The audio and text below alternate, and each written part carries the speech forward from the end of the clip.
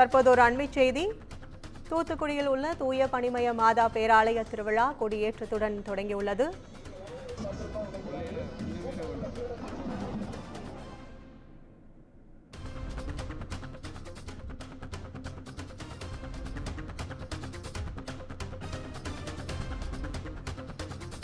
பனிமய மாதா பேராலய திருவிழாவை முன்னிட்டு ஆகஸ்ட் 5ஆம் தேதி தூத்துக்குடி மாவட்டத்திற்கு விடுமுறை அறிவிக்கப்பட்டுள்ளது.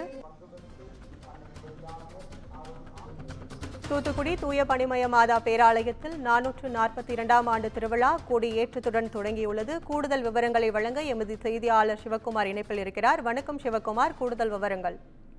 தூத்துக்குடியில் அமைந்துள்ள பிரசித்தி பெற்ற தூய பனிமய மாதாங்கிறது கோயில் வந்து பழமை வாய்ந்தது. ஏறத்தாழ 1000 ஆண்டுகளுக்கு மேல பழமை வாய்ந்த இந்த கோயில்ல 442வது திருவிழாவானது இன்று கொடியேற்றத்தோடு துவங்கி இருக்குது. இன்னைக்கு அதாவது வருடந்தோறும் ஜூன் மாதம் 26 தொடங்கி ஆகஸ்ட் மாதம் 5ஆம் தேதி வரைக்கும் ஒரு 11 நாள் இந்த பெருவிழா வந்து மிகச்சிறப்பாக நடைபெறும். இந்த வருஷம் நடைபெறது பார்த்தீங்கன்னா 442வது பெருவிழா. இந்த 442வது பெருவிழா அதாவது இன்னைக்கு கொடியேற்றத்தை துவங்கினாலும் நேற்று வந்து என்ன பண்ணாங்கன்னா, நேற்று மாலை 5 மணி அளவில் திருச்சிலுவை சித்தாலயத்திலிருந்து மறை மாவட்டம் குரு பென்ஷன் தலைமையில வந்து கொடி பவனி நடந்தது. இதனை அடுத்து வந்து இன்று தொடங்கி வரக்கூடிய ஆகஸ்ட் 5 வரை பல்வேறு நிகழ்வுகள் நடைபெற இருக்குது. எப்படின்னு பாத்தீங்கன்னா, அதாவது புது நன்மை வழங்குதல், நற்கரணை ஆசிர் வழங்குதல், திருப்பலி இப்படி வந்து தினமும் நடைபெறும்.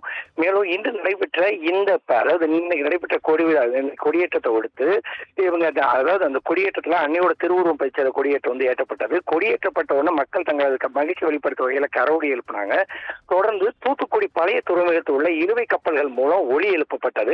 இதனை அடுத்து திருவிழாவோட உச்ச நிகழ்ச்சியான நிகழ்வு வந்து 5ஆம் தேதி நடைபெறுது. அதாவது பாத்தீங்கன்னா அந்த தேரானது ஆகஸ்ட் 5ஆம் தேதி நடைபெறுது. இந்த 5ஆம் தேதி நடைபெற இருக்கிற நிலையில இந்த 5ஆம் தேதியானது தூத்துக்குடி மாவட்டத்துக்கு உள்ளூர் விடுமுறை விடுக்கப்பட்டிருக்குது. தூத்துக்குடியில் நடைபெற மிகப்பெரிய விழாக்கள்ல முதன்மையா கொண்டாடப்படுறது இந்த மாதா திருக்கோயிலோட தேர் திருவிழாவும் இந்த விழாவும் தான். இதனால இப்பகுதி மக்கள் வந்து ஆயிரக்கணக்கானோடு கலந்துகிட்டு மாதாவை தற்போது தரிச்சிட்டு இருக்காங்க. கற்பகம். உங்கள் விவரங்களுக்கு நன்றி சிவகுமார்.